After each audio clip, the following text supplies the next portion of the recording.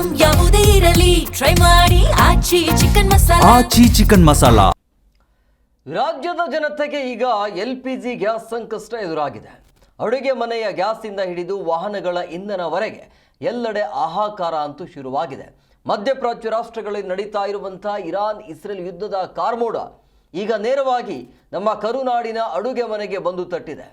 ಬನ್ನಿ, ರಾಜ್ಯದಾದ್ಯಂತ ಈ ಗ್ಯಾಸ್ ಅಭಾವ ಹೇಗಿದೆ ಅದನ್ನ ತೋರಿಸ್ತೀವಿ ನೋಡಿ.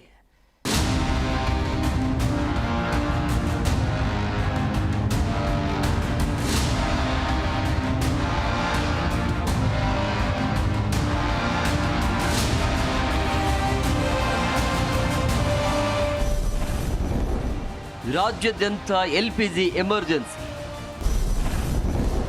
ಅಡುಗೆ ಮನೆಗೆ ತಟ್ಟಿದ ಯುದ್ಧದ ಬಿಸಿ. ಮಧ್ಯಪ್ರಾಚ್ಯದ ಯುದ್ಧದ ಪರಿಣಾಮವಾಗಿ ರಾಜ್ಯದಲ್ಲಿ LPG ತುರ್ತು ಪರಿಸ್ಥಿತಿ ನಿರ್ಮಾಣವಾಗಿದೆ. ಗ್ಯಾಸ್ ಸರಬರಾಜು ಅಸ್ತವ್ಯಸ್ತಗೊಂಡಿರುವುದರಿಂದ ಚಿಕ್ಕಬಳ್ಳಾಪುರ ಸೇರಿದಂತೆ ಹಲವು ಜಿಲ್ಲೆಗಳ ಹಾಸ್ಟೆಲ್ಗಳಲ್ಲಿ ವಿದ್ಯಾರ್ಥಿಗಳಿಗೆ ನಾಳೆಯ ಊಟದ ಆತಂಕ ಶುರುವಾಗಿದ್ದು, ಅನಿವಾರ್ಯವಾಗಿ ಸೌದೆ ಒಲೆ ಹಚ್ಚುವ ಸ್ಥಿತಿ ಬಂದೊದಗಿದೆ.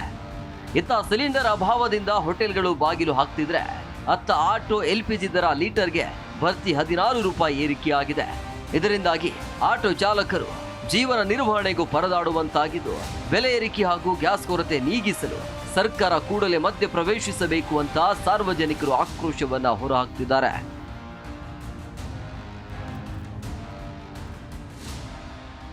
ಕಲಬುರಗಿ ಜಿಲ್ಲಾದ್ಯಂತ ತಲೆದೂರಿರುವ ಅಡುಗೆ ಅನಿಲದ ತೀವ್ರ ಅಭಾವ ಈಗ ಬಡವರ ಹಸಿವು ನೀಗಿಸುವ ಇಂದಿರಾ ಕ್ಯಾಂಟೀನ್ಗಳಿಗೂ ಬಿಸಿ ಮುಟ್ಟಿಸಿದೆ.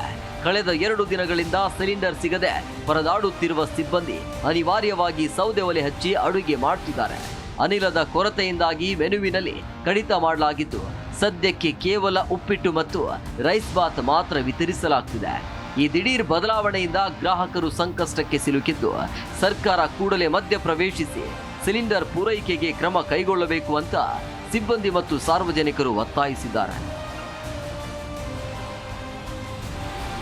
ಜಾಗತಿಕ ಯುದ್ಧದ ಪರಿಣಾಮವಾಗಿ ಉತ್ತರ ಕರ್ನಾಟಕದ ಜಿಲ್ಲೆಗಳಲ್ಲಿ ಅಡುಗೆ ಅನಿಲದ ಬಿಕ್ಕಟ್ಟು ತೀವ್ರಗೊಂಡಿದೆ. ಹುಬ್ಬಳ್ಳಿಯಲ್ಲಿ ಇರಾನ್ ಇಸ್ರೇಲ್ ಸಂಘರ್ಷದ ಎಫೆಕ್ಟ್ನಿಂದಾಗಿ ಗ್ಯಾಸ್ ಪೂರೈಕೆ ಸ್ಥಗಿತಗೊಂಡಿದ್ದು, ಕೇಶವಾಪುರದ ಸರ್ವೋದಯ ಹೋಟೆಲ್ ಸೇರಿದಂತೆ ಹಲವು ಹೋಟೆಲ್ಗಳಿಗೆ ಬೀಗ ಬಿದ್ದಿದೆ. ಇತ್ತ ಕೊಪ್ಪಳದಲ್ಲಿ ಗ್ಯಾಸ್ ಅಭಾವದ ವದಂತಿ ಹಬ್ಬಿದ್ದರಿಂದ ಆತಂಕಗೊಂಡ ಗ್ರಾಹಕರು ಏಜೆನ್ಸಿಗಳ ಮುಂದೆ ಜಮಾಯಿಸಿದ್ದಾರೆ. ಒಂದೇ ಏಜೆನ್ಸಿಯಲ್ಲಿ 1400ಕ್ಕೂ ಹೆಚ್ಚು ಬುಕ್ಕಿಂಗ್ ಆಗಿದ್ದು, ಸಾರ್ವಜನಿಕರು ವಿತರಣಾ ಕೇಂದ್ರಗಳಿಗೆ ಮುಗಿಬೀಳುತ್ತಿದ್ದಾರೆ. ಆದರೆ ಗೃಹ ಬಳಕೆಯ ಸಿಲಿಂಡರ್ ಪೂರೈಕೆಯಲ್ಲಿ ವ್ಯತ್ಯಯವಿಲ್ಲ, ವದಂತಿಗಳಿಗೆ ಕಿವಿಗೊಡಬೇಡಿ ಅಂತ ಏಜೆನ್ಸಿ ಮಾಲೀಕರು ಗ್ರಾಹಕರಲ್ಲಿ ಮನವಿ ಮಾಡಿದ್ದಾರೆ. ಅಡುಗೆ ಅನಿಲದ ಕೊರತೆ ರಾಜ್ಯದ ವಿವಿಧೆಡೆ ವಿಭಿನ್ನ ರೀತಿಯಲ್ಲಿ ಪ್ರಭಾವ ಬೀರಿದೆ. ಹಾಸನದಲ್ಲಿ ಗ್ಯಾಸ್ ಸಿಗೋದಿಲ್ಲ ಎಂಬ ವದಂತಿಯಿಂದಾಗಿ ಸಾರ್ವಜನಿಕರು ಆತಂಕಗೊಂಡು ಹೆಚ್ಚುವರಿ ಸಿಲಿಂಡರ್ ಬುಕ್ಕಿಂಗ್ಗೆ ಮುಂದಾಗಿದ್ದಾರೆ.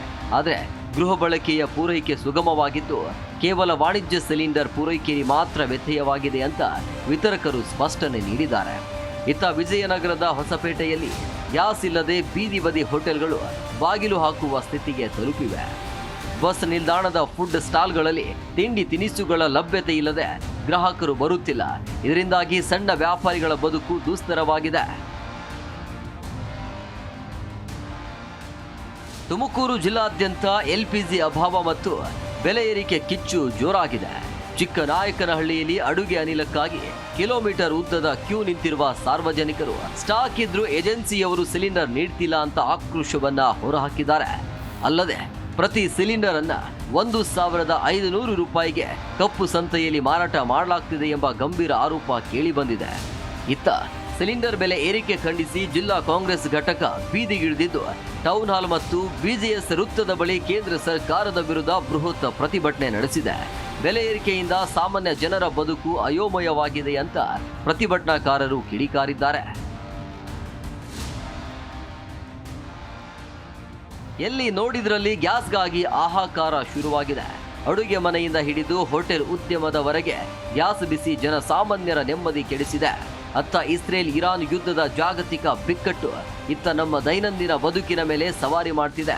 ವದಂತಿಗಳಿಂದಾಗಿ ಜನ ಆತಂಕಗೊಂಡು ಮುಗಿಬೀಳ್ತಿರೋದು ಒಂದ್ ಕಡೆ ಆದ್ರೆ, ಅನಿವಾರ್ಯವಾಗಿ ಸೌದೆ ಒಲೆ ಹಚ್ಚುತ್ತಿರುವ ಪರಿಸ್ಥಿತಿ ನಮ್ಮನ್ನ ದಶಕಗಳ ಹಿಂದಿನ ಕಾಲಕ್ಕೆ ಕರೆದೊಯ್ಯುವಂತಿದೆ. Bureau report, Zee Kannada news.